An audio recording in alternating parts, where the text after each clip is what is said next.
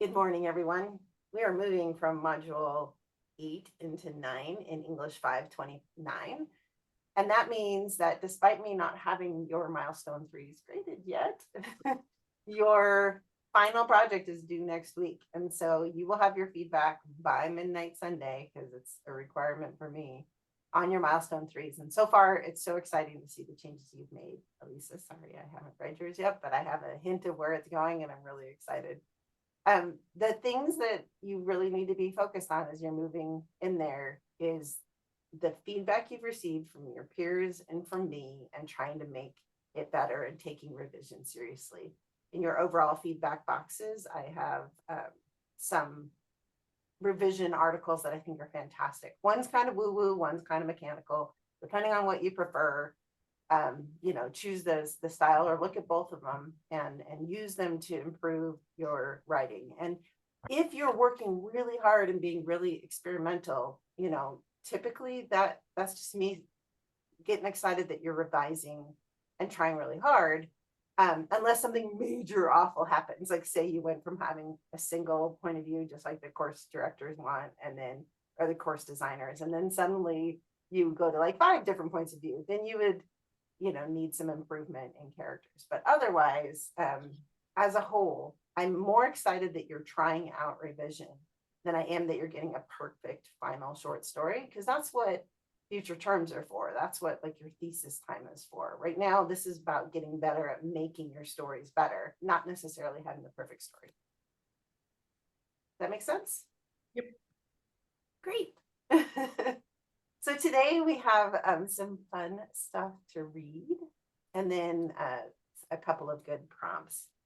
And for those of you who've been here before, we haven't done the quantum door with you yet, Elisa, right? No. Okay. So I think that's going to be our first prompt for those of you who are familiar with it. Prepare yourselves.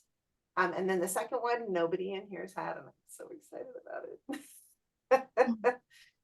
Okay, so in the chat, I put a poem by Kearney, and she's awesome. You can Google her. She's just a really great poet. And so I think I'll just go ahead and read it because that's easier. And we'll talk for a moment about the poem, and then we're going to move into our prompt. So this is Carnal. And there's a line from Donald Hall in there.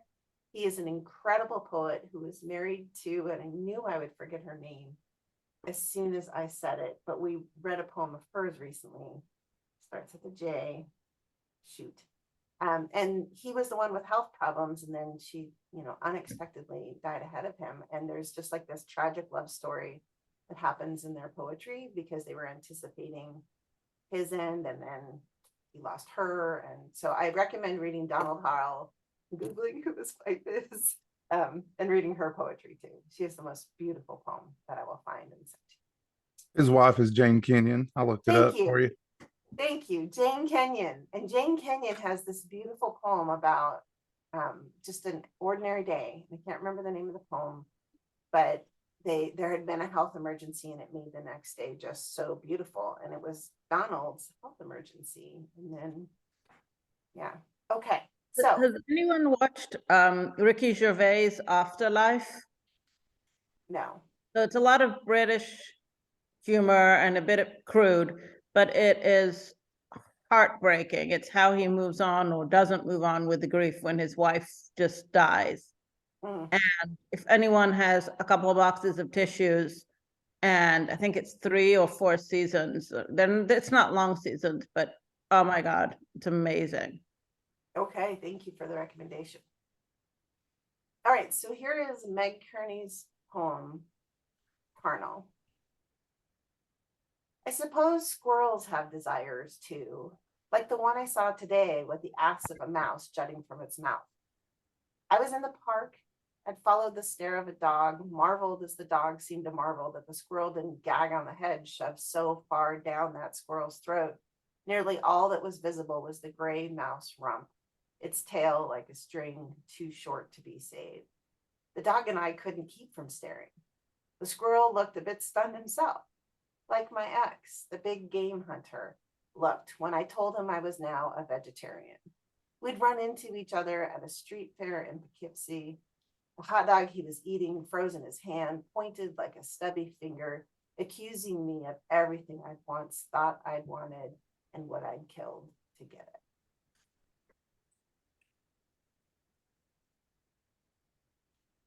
What do you think? What stands out to you? Like what makes you go, wow? Images, moments in this poem.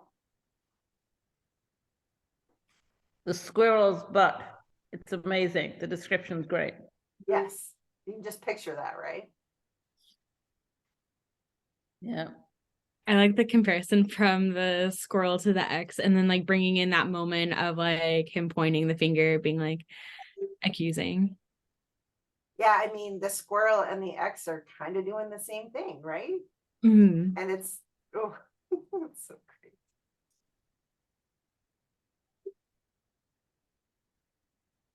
Did anything pull you out? Did anything seem like it didn't work for you?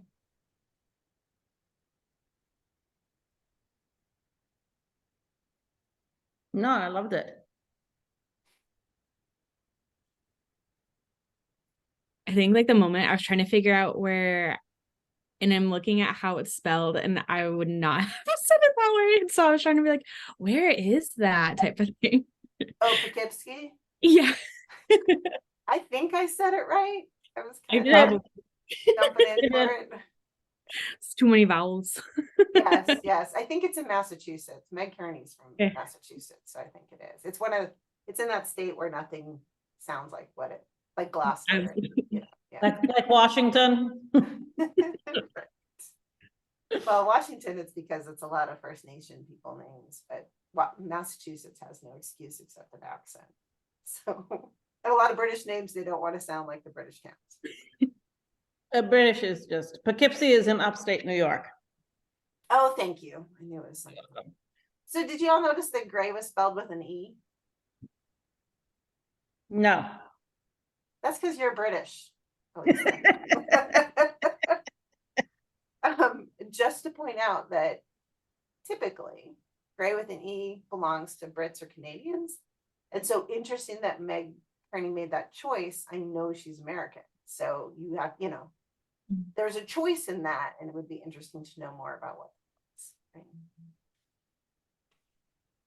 Randall, did you want to add anything? I just want to know what she killed to get the thing she wanted. I'm guessing my interpretation of this poem is she killed her marriage. That's the fingers. Yeah. And so this poem does this amazing switch, right? The squirrel looked a bit stunned himself, like my ex, and we're like, what? Right? We're a little surprised about that switch. And so I want you to think of that flipped switch when we move into this prompt about the many worlds.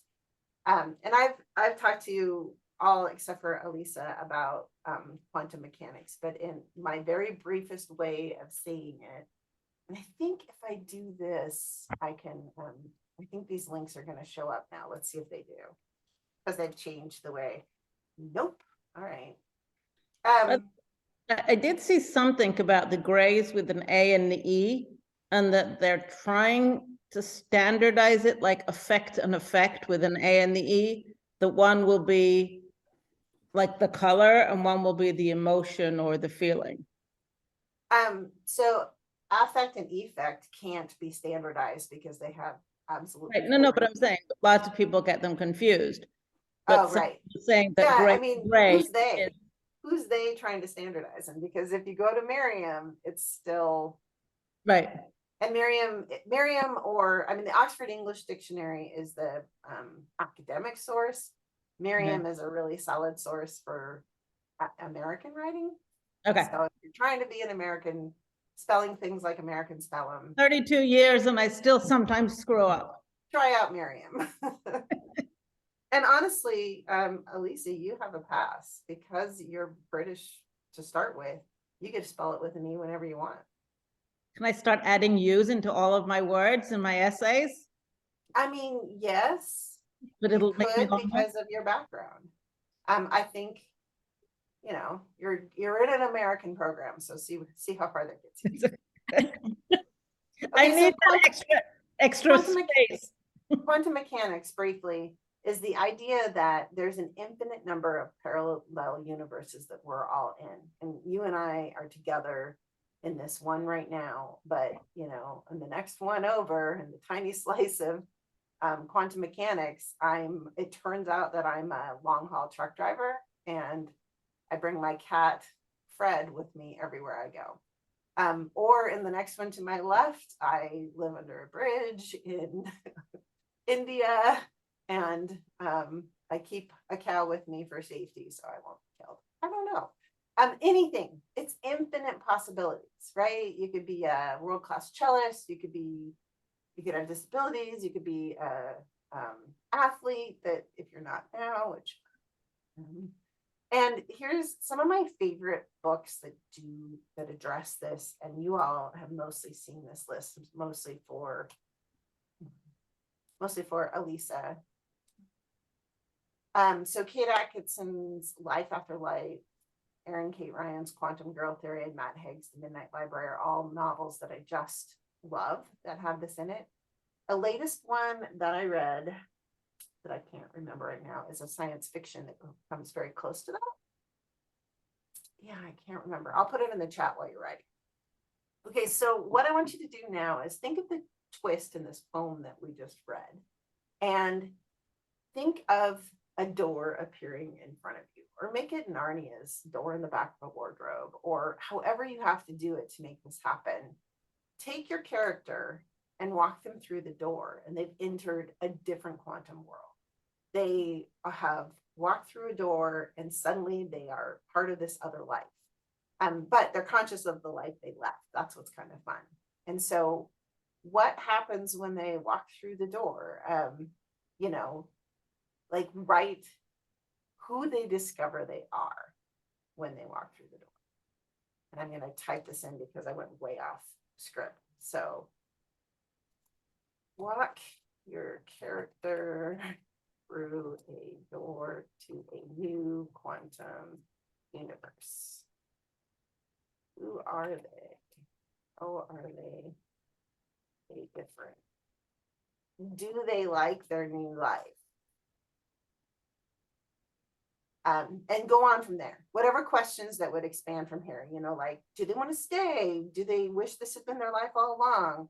Do they need to get out of there as fast as they can? Like, take all those questions and keep working with them on your prompt, and keep moving forward with it. Okay. So here is my little prompt in the chat. I will set the timer. Oh dear, unless I spell clock wrong. On your marks, get set.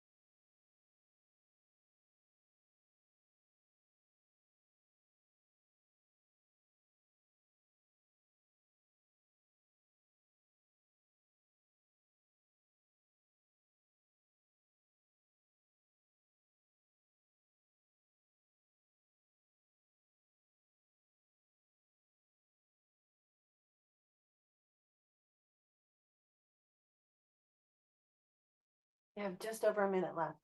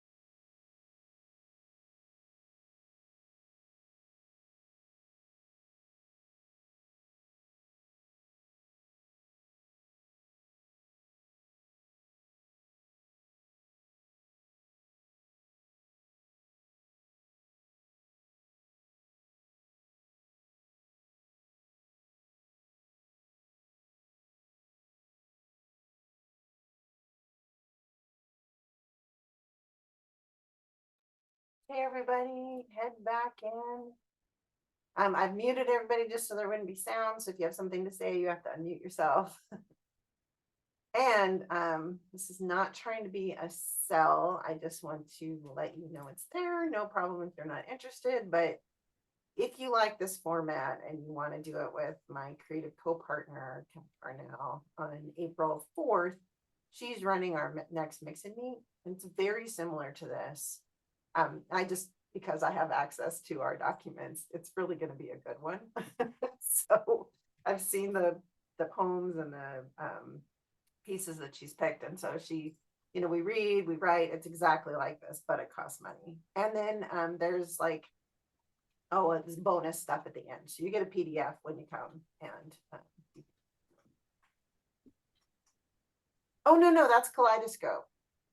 Is that Elisa? No, The Invisible Life of Oh. Addie. Yeah. Oh, it was so good. Sorry. Because I thought you meant it was, there's no sleep. Kaleidoscope was that hard. For Birch Bark. We're revising Kaleidoscope in a way that I think is going to be really great. We're going to offer it again in yeah, it's either June and July or July and August, and we're going to do 1 week at a time so that it's not quite so intense. Like 1 week of prompts and then a week to revise and submit again on the prompts without having to be so intensely going through new prompts. We think that might be more beneficial for people than like cranking out all the writing over the 2 weeks, because that was hard. Can you do it during the semester break? So that- No, because Kat is completely untied with SNHU, and so our business is not in the slightest tied into SNHU. Okay. Which I should rename myself. I only have Zoom because of our business, which is great for us, right? Because then I don't have to do this on Teams, and then people who graduated can still come, right? So there's that. Okay. Did anybody get anything that you want to share? And again, remember, I'm muted.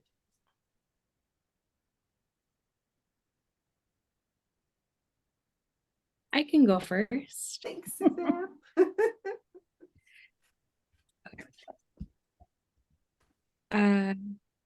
Kaylin's heart raced, threatening to burst from her chest as she sprinted down the hall to her parents' chambers.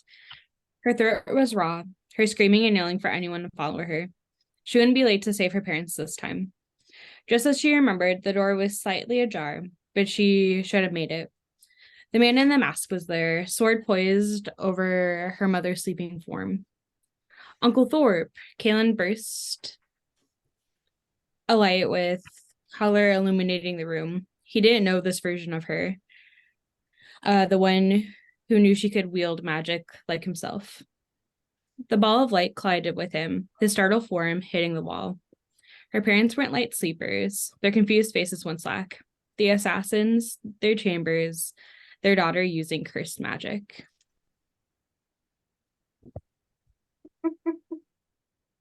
Oh, she got a second chance. You moved in time. You made her have all her skills. Oh my gosh. That could be a pretty amazing thing that would happen, like if there was some way for her, yeah. What do you think? Yeah, no, I was like, oh, this would actually be so cool, like a cool plot point for the story. Everybody, what do you think about Suzanne doing that with her novel? Or I So- mean, when what she wrote or whatever, do what we do. I love the fact that you managed to put the prompts into your story. Like I have a million story ideas, nothing really written. But I'm really impressed how no matter how much what the prompt is, you manage to finagle it into your story.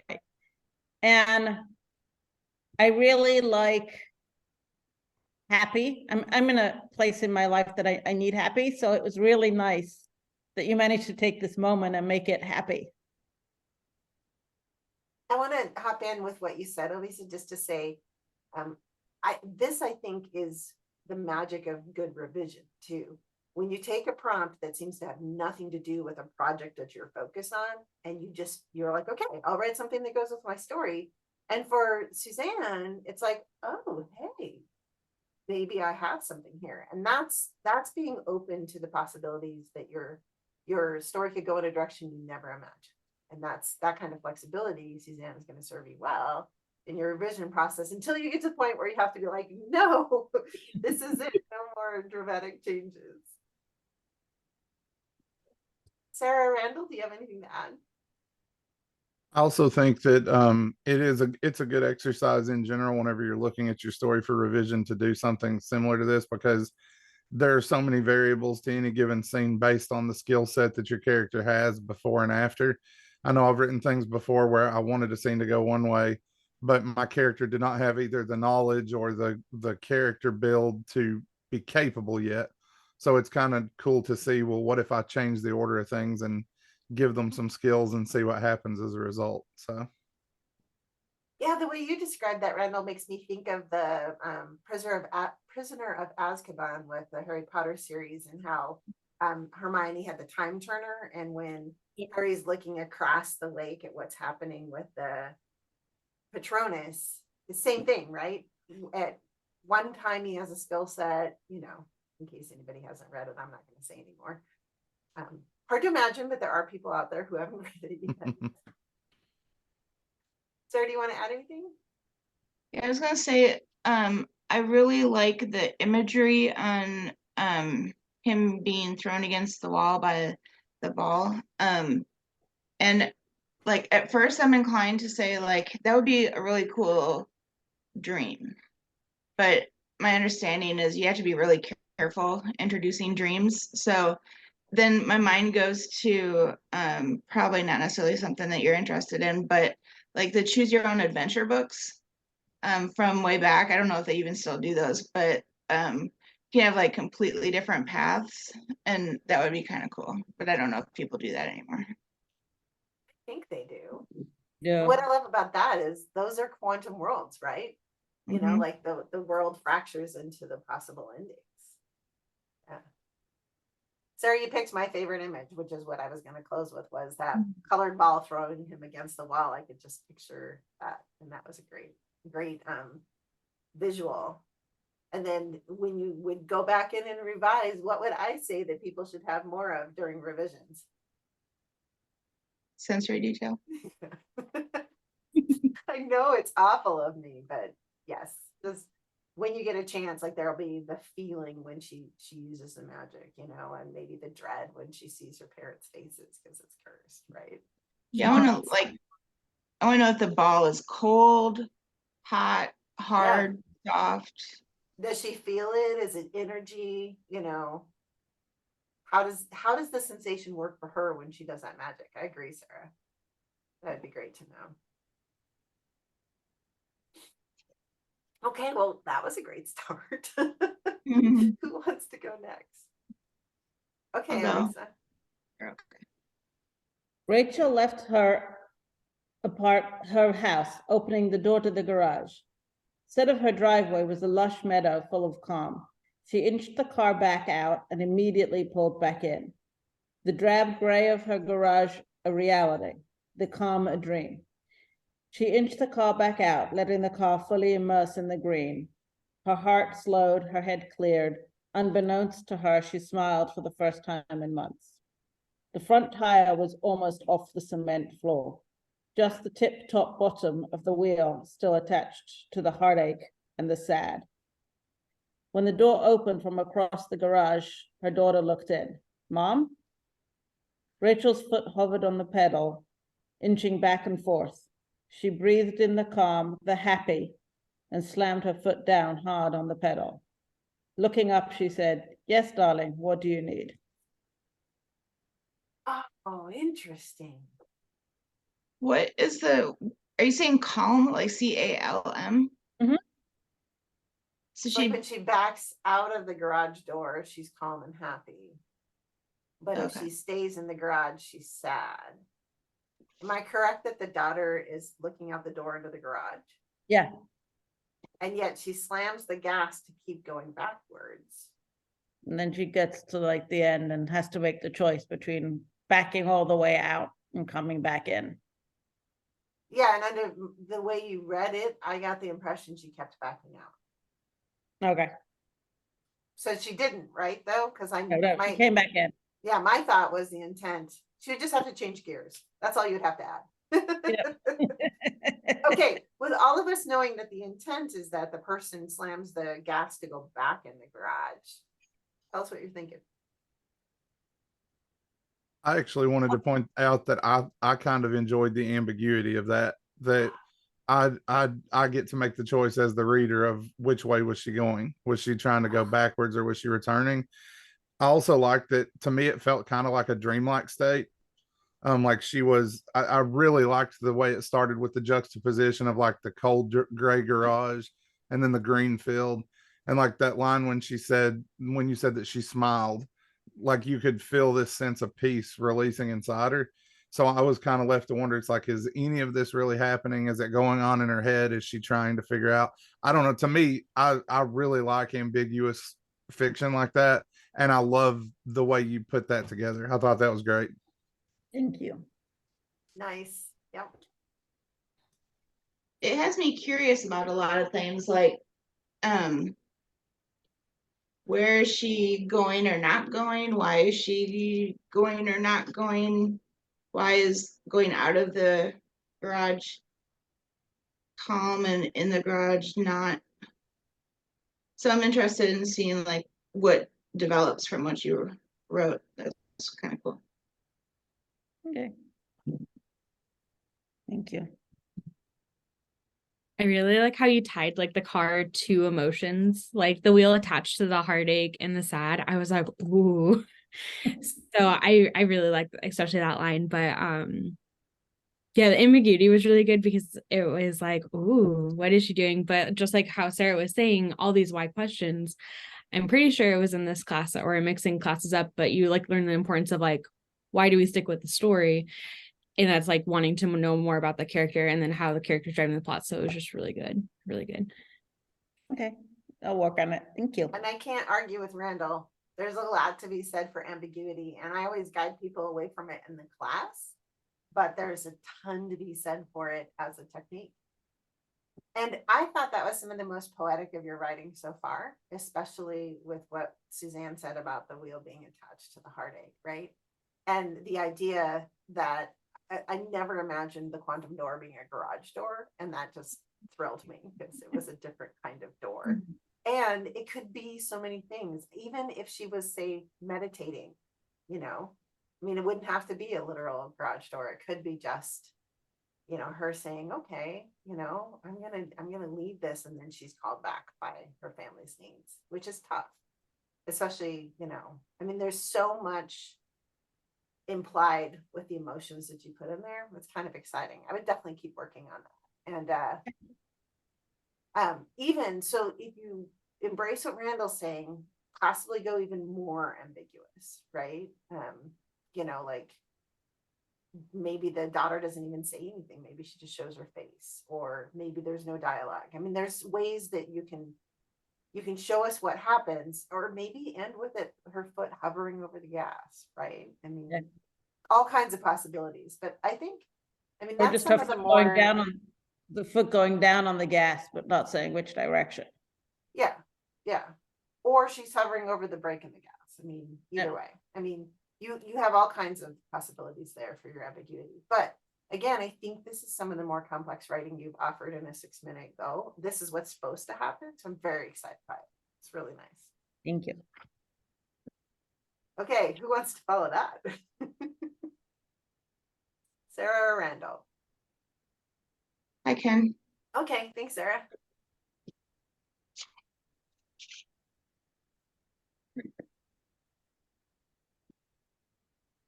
Cassie, who had aptly been nicknamed Grace, opened the door to the kitchen and tripped over a cord connected to her laptop.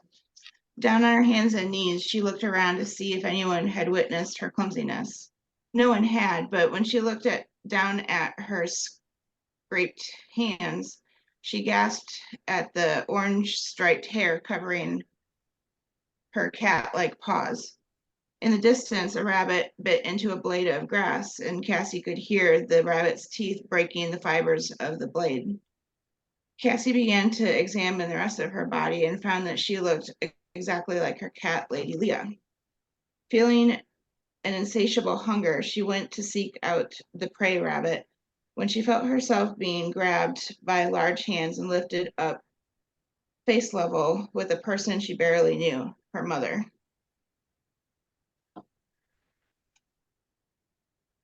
She's not even human. And in fact, her mother is the human she was. Is that right? What? Is the Cassie who becomes a cat lifted up by the human that she used to be? Is her mother Cassie? The mother is Cassie's mom. Oh, okay, gotcha. Okay. What do you think, everybody? Can you read it again? If we have time? Sure. You just Cassie- want to make sure I got my brain in the right order. That's okay.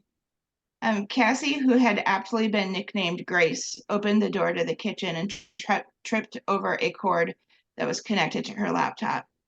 Down on her hands and knees, she looked around to see if anyone had witnessed her clumsiness. No one had, but when she looked down at her scraped hands, she gasped at the orange striped hair covering her cat-like paws. In the distance, a rabbit bit into a blade of grass. Cassie could hear the rabbit's teeth breaking the fibers of the blade. Cassie began to examine the rest of her body and found that she looked exactly like her cat, Lady Leah. Feeling an insatiable hunger, she went to seek out the prey rabbit when she felt herself being grabbed by large hands and lifted up face level with a person she barely knew, her mother. I like it. It's getting me confused with the blade. I was like thinking knife blade, but you were talking about grass blade. I like it a lot. It's very Alice in Wonderlandy. Thank you. What else? I thought it was so funny, the juxtaposition of like her being called Grace and then just like immediately like tripping over the cord and falling. That was just so funny. But I also really liked like changing to a cat. Like it was such a unique perspective, especially like in the quantum world. But like ending with the person she barely knew. Oh, I think I like started writing her mother. I was like, oh no, and just like all the possibilities that would come from that, as especially as her being a cat. I am just very intrigued and hope you like write a little bit more about this one. Randall? First off, I loved the auditory details about the rabbit chewing on the grass. I thought you did a really good job tying that in. I also kind of got a feeling, and tell me if I'm wrong, that the cat, was kind of another way of representing, like Cassie has, her mission, what she wants, and then it's being interrupted by something that's beyond her control. And I kind of got a sense of powerlessness at the end where like she couldn't really do what she wanted to do. I was trying to go towards like she started to go towards what was prey to her. but then her being encountering a predator. Yeah, that makes sense. Ooh, so the mom's a predator. Yeah, and for some reason I pictured possibly Cassie would experience love from her mother in a way that she doesn't normally, because maybe the mom loves the cat, as another possibility where it would go, Mhm. you know. Of Or course, I what- think the mom loved Cassie. The mom just had a lot of problems. Or was she turning into the cat? So is this part of your other story, or is this a separate piece? Um, Am I missing the something? character that I use, but it's Okay. not related really to any of the other pieces. It would have a hard time fitting in unless Sarah were to write like Cassie trips and then wonders what would it be like if I had turned into my cat and my mother picked me up right now, and then wrote it. There would have to be some sort of something. Right. And I'm with Randall. He took my thing. I loved hearing the fibers torn on the blade of grass. That was such a great sensory detail. That was Thank amazing. you. That was cool. And that shows that same flexibility, Sarah, to take your character and just throw her into any situation you can give to her. That's really awesome. I mean, you definitely have the revision gene going on there for sure. Thank you. It's nice. Okay, Randall, you're the last one. Do you have anything you want to share? Sure. Okay. I'd wondered for so long about my decision that day. Then the Scarlet Seer moved me here, and I saw the consequences of not drawing steel against the demon. I'm the commander of the order now, with my father and my brother having died in my stead that day. My wife and my son still draw breath. The assassin never poisoned the cup my son drank from. My wife never took her own life as a consequence. I should be happy. I told my brother he was the glue that held the order together, but he couldn't live in this world to see how right I was. The world is in flames now because of my decisions, as petty nobles once held in check wage their war of annihilation. The son I longed to bring back from death now lives in a world of fear, a hell I created with my own cowardice, as my brother died to the demon I was supposed to slay. So I stay here, drowning my son in a world of fear, or do I go back? If I do, it feels like I'm killing him all over again. My world died that day, but the rest of the world was saved. Funny how that works. Oh, Hmm. what a great Saturday this is. Okay, thoughts? I thought it was interesting that, but if I'm feeling it right, like both you and Suzanne went in the realm of it's different in approaching it with guilt. And I thought it was really cool how you tied in like parts of every character or situations change in contrast to what originally happened in the story.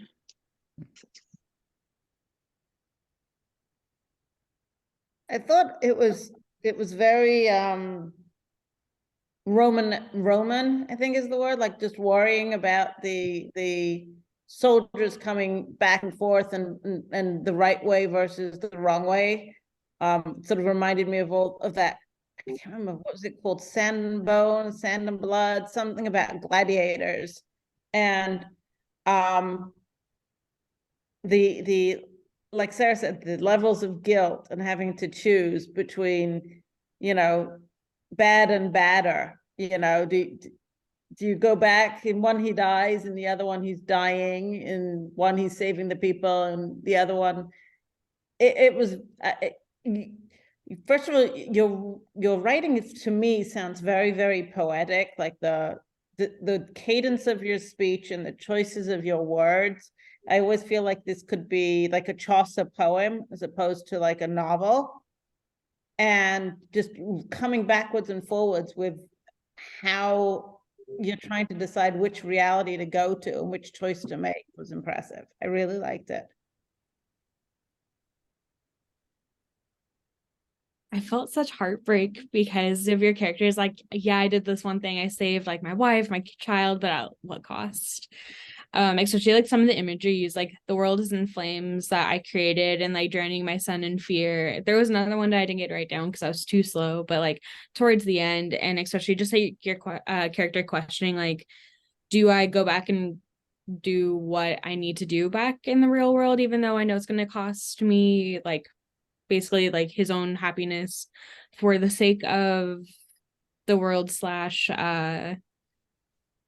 personal. I'm just whew, so good. So good. Yeah, and I would argue that it reads almost like a book jacket part because it's exposition, right? We're inside his head and we're discovering what happens. And it's almost like you could have book 2 be him going back and having a quant. So book 1 is where everything happens, and then book 2, what if it didn't happen that way?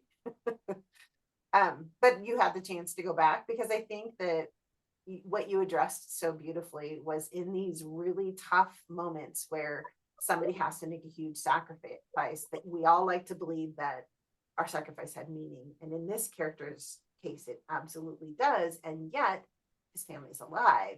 And so how do you choose? How do you choose between your family and a burning world and a safe world where everything that matters to you personally is gone? And that's the sacrifice, you know, that he's up against. And I mean, the tragedy of his wife committing suicide, his lost son. I mean, that's, who wants to let their very personal, beloved people die that way? It's really good. You're dealing with huge ideas, and it's wonderfully, like, you can have this big paragraph of exposition like this, and then what I'm really interested in is how do you do it in scene? How does he go from that thought to, you know, physically either going back through the door or moving through this burning world, or, you know, does he have to decide right then, or can he spend some time in that world and see his family again before he makes the choice that we all think, you know, like we know that he has, right? Just so sad. Very good stuff today. Well, let's move on. I found this amazing poem, and I'll just read it out again. Just it's easier. And we're going to move into secrets now, and then a fun prompt about what happens when we reveal secrets. Secrets by Lola Ridge. Secrets infesting my half sleep. Did you enter my wound from another wound, brushing mine in a crowd? Or did I snare you on my sharper edges as a bird flying through cobwebbed trees at sunup carries off spiders on its wings? Secrets running over my soul without sound, only when dawn comes tiptoeing, ushered by a suave wind, and dreams disintegrate like breath shapes in frosty air. I shall overhear you, barefoot, scattering off into the darkness. I shall know you, secrets, by the litter you have left and by your bloody footprints. Isn't that a great poem? Oh, what in this poem is standing out to you? What is pulling you into the poem? There's so much imagery, Right? like overwhelming Yeah. to keep I up mean, it's the with. kind of poem you can read over and over again, right? I like it infesting. Yes. Why is it half sleep? I like the words that the birds are flying through the trees, taking the spiders, but not getting caught in the cobwebs themselves, Yeah. not getting tangled.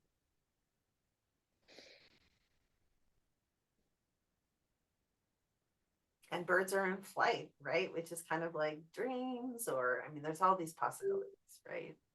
What happens when we pursue our dreams, or maybe not? I don't know, because it's a poem.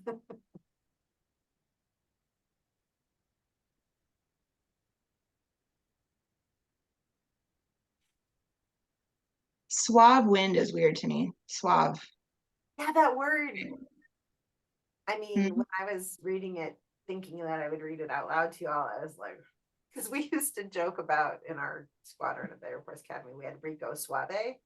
And I wanted to say, ushered by a suave wind. And I was like, no, I can't do that. Yeah, suave is such a weird word choice, but I wonder back when she wrote this, you know, because she died in 1941, maybe it was common. Maybe it was a more like in our lexicon word than it is. I like the litter of secrets, or the secrets, the the double meaning of the word litter, as it were. It made me, both cat litter and like a volume, I saw it, of secrets. Or a litter of, Fraction amounts. yeah, or a Um, litter of, like a litter of cats or dogs, or you know what I mean, like babies. yeah, and So many then, possibilities. My favorite by far image in this whole thing is dreams disintegrate like breath shapes in frosty air. Oh my goodness. That is just, to me, that just stabbed me in the heart. It's so great. Well, we have all this beautiful writing, so I think we should write about secrets. And this time I'm going to put darn prompt in so I don't go too far from the prompt. I'm going to put it in the chat and then I'll read it out for people who are listening to the recording. A character's tongue is loosened after they drink alcohol or take drugs, or perhaps the drugs are prescribed and they're getting medical treatment, but still with a loosened tongue. What secret do they reveal, or what verbal boundary do they cross? Put your character in the scene and let them say something that they wouldn't normally say. Okay, everybody, I'm setting the timer and your marks get set right.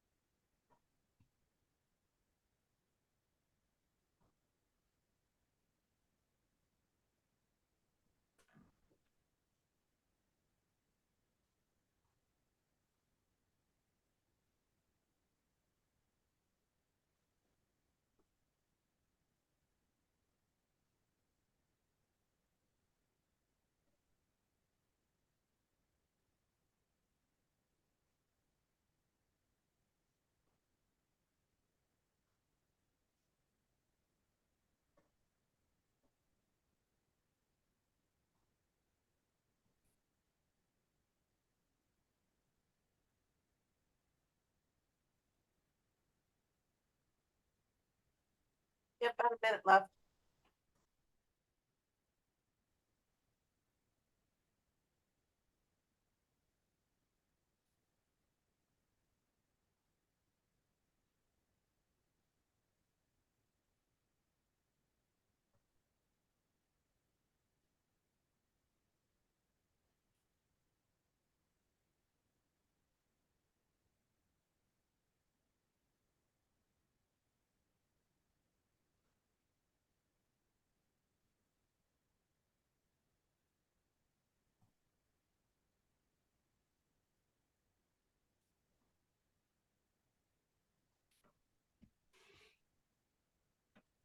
Okay, try to wrap things up, please.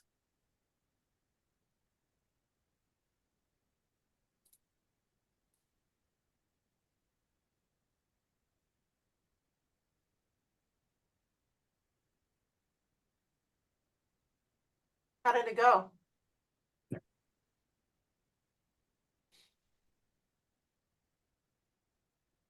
So I started thinking I would do it as a poem, and then I realized I couldn't. So I feel like I wasted 2 minutes. So I then blurbed. Did you write? I did. You wasted nothing. My husband made me breakfast, so I'm Enjoy. finishing it. Couldn't quite eat it. Couldn't go get it and eat it in 6 minutes, so. Ooh, there's stuff. Okay. I'm very interested to hear what happened because I feel like this is kind of a hard prompt. Because you haven't, for the most part, probably been drinking yet this morning or anything. And it's a little bit harder to let your brain go into that safe space, you know, that space that they would talk like this when you haven't been doing the same thing, right? Excuse me. Okay, so I'm interested to hear if anybody got anything. I don't mind going first. Okay. And yes, this is 100% true story. It usually is. Okay. Yep. You were my best birthday gift, my dad said, semi-conscious after a prostate surgery. What? My best birthday gift ever, he reiterated. I sat there looking at him, a Cheshire smile across my face. He fell back to sleep. My sister looks to me. What about me, she asks. I was born closer to his birthday. I'm his favorite. Her face crumbles and tears start. My smiles grow. 52 years of hurt and anger dissipated in moments. She might be his favorite, but I was his best birthday gift. 2 hours later, he woke, smiled at my sister, ignored me, reality restored. But those few seconds will sustain me.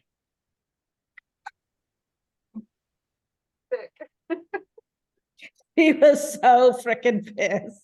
Did you guys tell him what he said? I did. He doesn't remember any of it, but then he sort of kept saying, oh, of course you're my, his birthday's March 5th. I'm February 27th. My sister's March 6th. So then he sort of, when she started crying, he started saying, well, I was before his birthday. And yeah. Well, Sarah and Randall, what do you think? And hopefully Suzanne will show back up.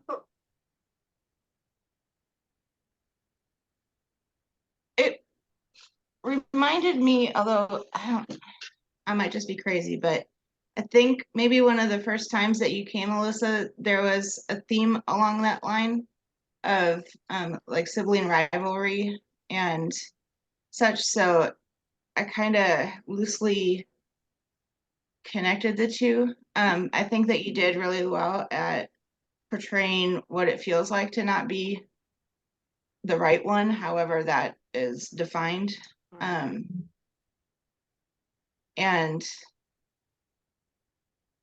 yeah. Nice. Randall, do you have anything to add?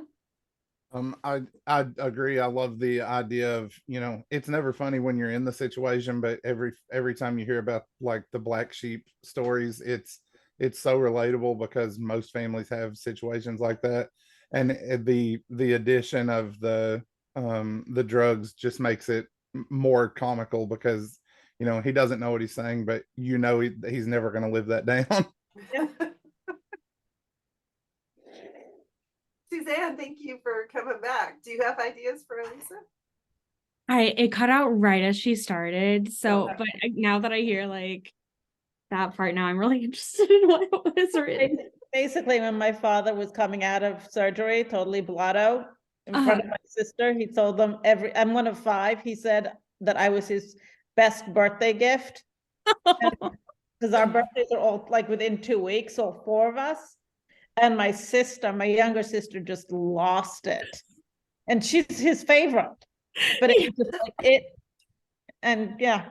So I would ask the group briefly, because secrets are such an important part of what we write and they create tension.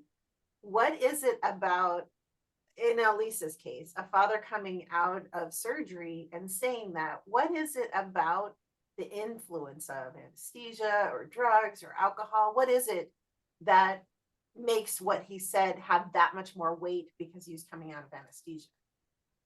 Less inhibition. Yeah, right? For me, it was that it wasn't thought. Like there was no thought behind it. It was just, it was blurted out. It came out. And it was just, I mean, I've got a shit family and shit family situation, clearly, but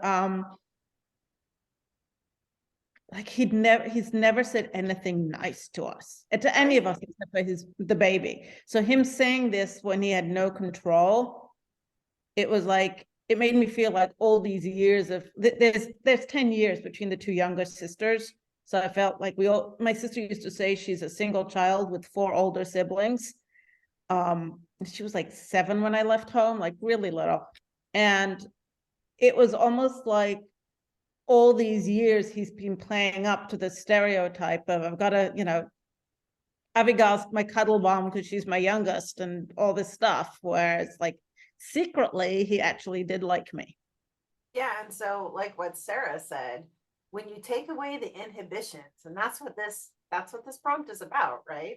Yeah. There's something about our perception of truth, whether this is accurate or not. There's something about this happening that makes it feel more true because the filters have been dropped, right? The inhibitions are gone. So very exciting. Nice job, Elisa. Thank you. Who wants to go next? I can go. Thanks, Randall. 1,000 years has Carlin stood. May it stand 1,000 more. The cheer echoed from the hall as 1,000 mugs of ale crashed together like hailstones. Lord Ulfor smiled as he downed his cup, holding it out so that Lady Mirren might fill it once more. The alcohol obscured the nimble fingers that she passed quickly over the container before handing it back with a curtsy. Your immortal watch continues, my lord. Her voice was silk against his war-torn mind. The scourge will never find purchase here. The lands beyond are lost to it, Ulfor answered, draining his cup once more. The goddess entrusted her holy lands to me because she knew the strength of my will. Mirren moved closer, laying a glass hand on his arm. The bards say she entrusted you with a word that will hold this thing in place and safe forever. Ulfor's eyes strained, growing dim. She did, he slurred. A sibilant smile came from her. What was the word, my lord? At the edges of Carlin, the glittering shield faded, and the emerald grasses filled with creeping blood. What? You can't end there. Exactly. I'm just waiting for the other half of the sentence. He dies. Randall took us to ambiguity, right? Okay. Other than you can't end there, what other feedback do you have for Randall? I mean, it really ties into your prior piece about like making the choices and which way to go, left or right, and what to reveal or not. And I want to read the rest of the story. Like, do you have, I feel so behind with all of you. Like, can you just email me your stories so I can read them and feel like I'm part of this? I don't I don't think you're very behind for Randall because the story he was working on 529 is not this. So all of this Oh. is pretty new. I mean, I think Okay. you've heard everything I've heard. Okay. I mean, for Sarah, yeah, we've had more of Cassie than you've heard, but for Randall, this is pretty new stuff. It's exciting. It's very Trojan. I want to read these books already. Can you guys just finish them up? Speaking of the word 1,000 3 times in the beginning of your piece, Randall, I'm reading 1,000 Ships right now. And so speaking of Trojan also, 1,000 Ships, I don't know who wrote it, but it's the story of the women in the Trojan War. And it's really interesting so far. I'm enjoying it. Natalie Haynes with a Y. And I'm a couple hours into it, and it's, because I read audiobooks a lot. And it's kind of, the same kind of thing. There's secrets definitely starting to happen in 1,000 Ships. 1,000 mugs, 1,000, right? This is, Randall, you repeated that, I think, in a useful way, which was pretty fun for you to come up with in a 6-minute writing. And what I loved, I felt deeply the tension that she had drugged the wine, probably with a poison. He believed he was meant to do this world. I wouldn't believe that he would give up the word very easily. But also, if she's killed him, what a risk. Whoever this Mirren is, I mean, the risk is, will he give up the word before the whole world dims? Is he going to sleep? Is he dying? Like, all of this, we don't know. And so if you opened a book this way, I would unquestionably turn the page because I want to know what's happening. And even more fun is if that would be like sort of a in medias res, and then you move us back and take us into that story. That could be pretty fun. I don't know. It's up to you. You're the author. Nicely done. Anybody else have anything else for Randall? Yeah, Randall, it was so good. It like immersed me like immediately, and like it's just too good. I think that your sensory detail is so rich, to the point where like I would try to write down words that you used, and then I get stuck because then I miss some. But it doesn't feel like I'm being fed sensory detail. It's just, it flows. I think that's Yeah. pretty cool. One of the ways that Samantha Dunn puts it in our workshop that I'm doing with her, she's a memoir writer, is that it doesn't feel like the author is writing, with all those sensory details. He's not trying to be an author. The sensory details work, right, Sarah? Mm-hmm. Yeah. So I'm thinking of the blood coming up in the grass. Did you read that line, Randall? At the edges of Carlin, the glittering shield faded, and the emerald grasses filled with creeping blood. Yeah. Yeah. Nice. Yeah. I mean, that's a cinematic image. I could picture if this was a movie, the shot moves away from the guy whose eyesight is fading, and the blood is coming up the emerald grass. That's how I'm seeing it. Or maybe it's a pool of blood rising up. It doesn't matter. However they interpret it, I'm in. Okay. Yeah. Oh, this is taking so long today. I'm so sorry. Who wants to go next? I can go next. Okay, great. Kaylin's face was on fire, her muscles finally numb, pulsing with her heartbeat, her magic quieted, swimming through her, unlike the rainstorm she'd grown accustomed to. I'm going to let my sister become the queen when this is all over. The tavern continued playing its music, patrons loudly chattering, but Kaylin's stomach sank as her table's moon was doused by icy water. All eyes were on her. She didn't mean to keep talking, but the words kept flowing uncorked. I mean it. We save her, save the kingdom, and I'm going to fake my death and live in a cottage near the seaside.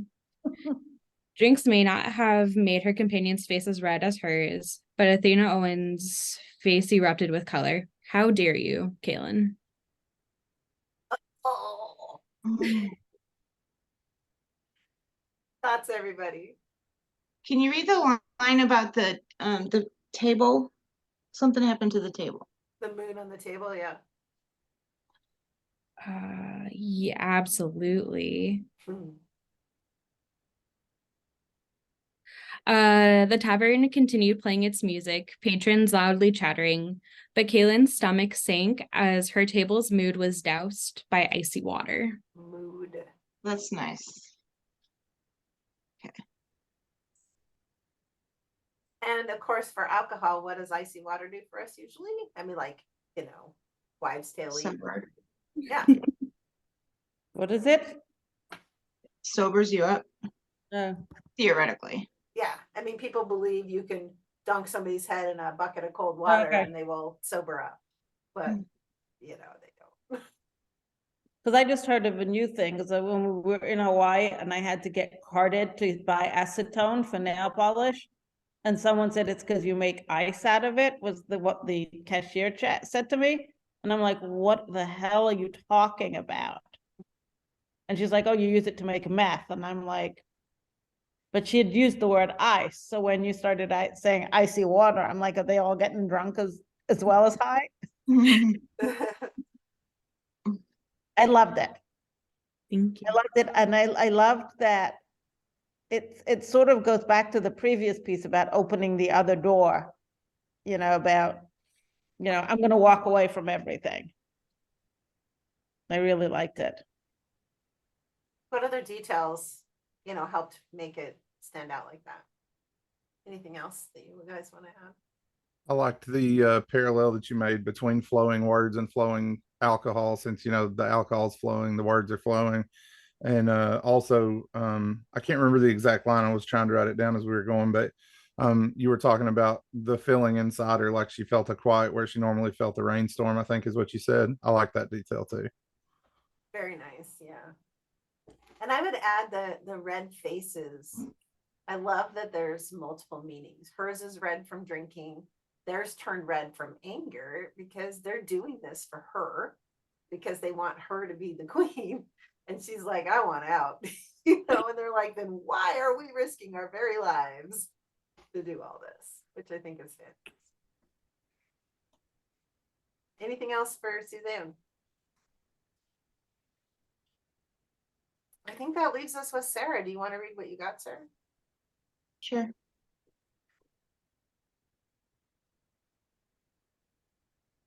In the hospital bed, Cassie's head felt heavy and bobbed as she tried to wake up. Linda, her roommate, was sitting, staring at her as though her eyelids were stuck open. Cassie's drug-blurred vision could still see the well of tears that would never spill over. So now that you're awake and comfortable, why did you swallow all of those pills? Cassie bit her tongue, knowing she could never reveal what had happened to her 30 years ago. It's about your dad, isn't it? Linda asked Cassie, who could smell the cigarette coffee breath that Linda carried with her all the time. The Dilaudid having its power. He did what no dad should do, she said, closing her eyes tight since she didn't feel like she could close her mouth. It was like I'd gotten my period at 7 years old. He left me in a mess. I didn't get that part. Wow. You have a couple of really amazing moments in there, but I'll let everybody else go first because they'll probably say them.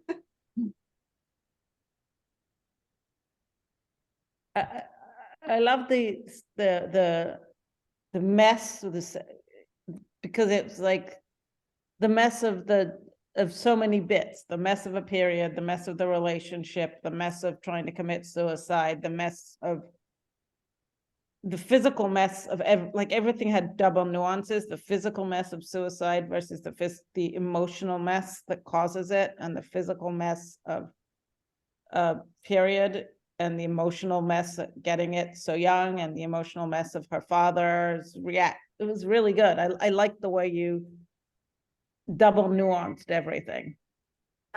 So she didn't actually get her period when she Yeah, was 7.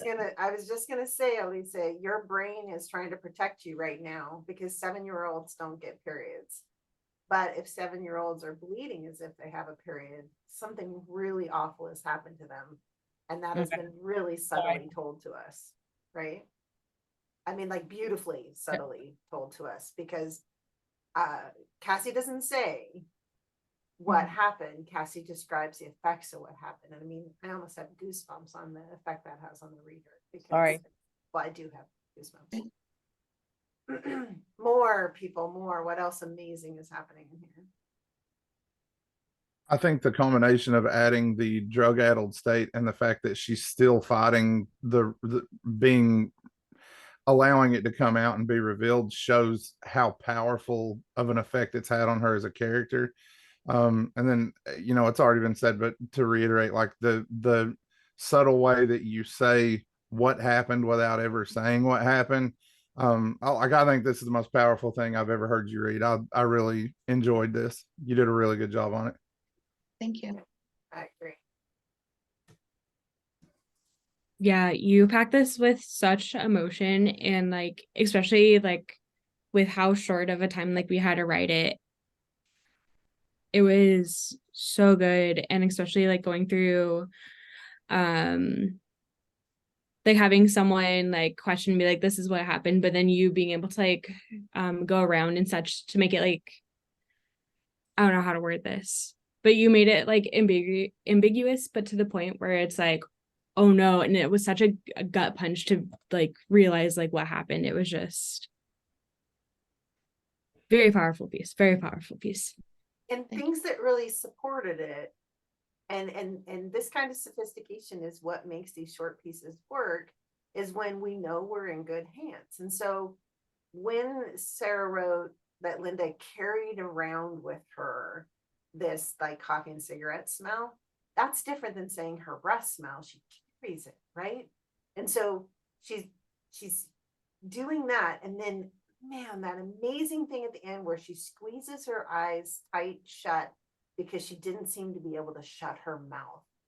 That is so amazing. Like, we know that a secret's going to spill out, and she's doing everything in her power, as Randall said, to not tell the secret. And yet here it comes, and it gets told, but we know it's almost against Cassie's will. It's just the Dilaudid doing its job, right? And I agree with Randall. I think this is some of the best that you've produced in this group. I mean, it tells us exactly what's wrong without ever saying it. That's hard to do. And you do it in a way that doesn't, same as what you said for Randall, that it doesn't feel like you're writing. Instead, it feels like the author is wrestling this out of Cassie as well, if that makes sense. Like, these are the words that had to happen because this is so hard for Cassie to tell, that it would be told in this way. That's really great. Really great writing. Thank you. And I also think the roundabout way that you told it by using that speaking around it instead of actually addressing it helps to leave the reader with that same lack of closure that somebody who's suffered through something like this has, that they're trying to make sense of it just like the character is. And I think that also makes it more compelling. Agreed. Thank you.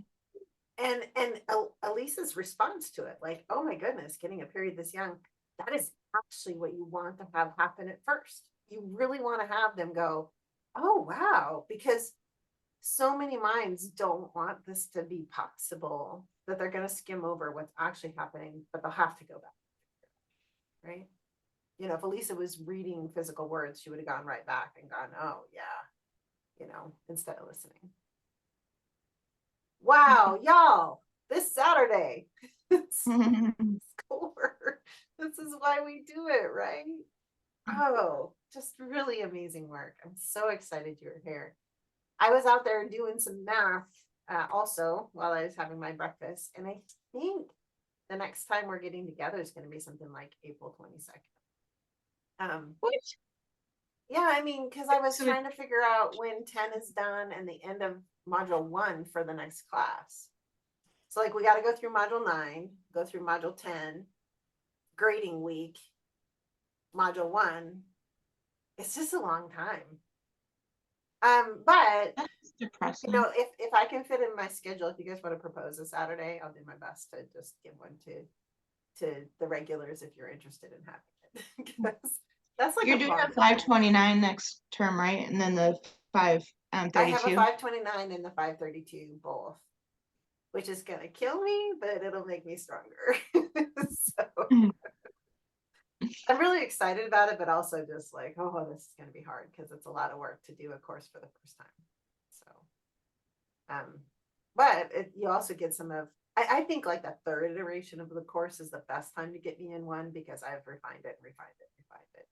But the kind of fun thing is because at least Sarah's in it. So I'm like, okay, I can't reuse anything from 529.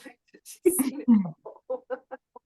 And I think that's great. I think I should be forced to be, it's the identical thing that I do to students, which is to say, go out into the world and see what the experts are saying. I'm having to expand my repertoire of what experts are saying. And there's, I mean, I think endless material out there that's good. But I have to also then, like, I'll become a better writer and teacher and all those things just because I have to go into stuff I haven't read before. So thank you so much. It'll be I'm really great. excited to teach it. I wish you all were going to be in it. I think it's full with a wait list, which is kind of fun. They're just only running one section. If they would just run two and give them both to me, it'd be so helpful. But I don't think they do that. So, anyway, it's been fantastic to be here with you this morning. I am motivated and excited, and honestly, all I'm doing now is having my last 2 bites of breakfast and diving straight into grading. So in a perfect world, the grades will be up by the end of today. The world is not perfect, so we'll see. And you don't forget to email or post the sample essay. Oh, sample essay. Yeah, you know, I have an announcement for it, so I'm just gonna go post the announcement now. Okay. You'll find it in the course then, and you all, Okay. the rest of you don't need it, right? Yeah. Okay. And good It's luck, been so everybody, great with to your see you. finals. Sorry. Thank you. Good luck, Yeah. everybody. Yeah. And Randall, do you find out about when we're hosting this because I see it, or do you look on the Slack, or how do you know? I've been looking on Slack to find Okay. it. All right. Then we'll just keep posting it there. I just want to be sure that you're always invited because you're a great member of this group. You all work really well together. All of you do. Okay. Thank you everybody for coming. We will Bye. talk to you later. Bye.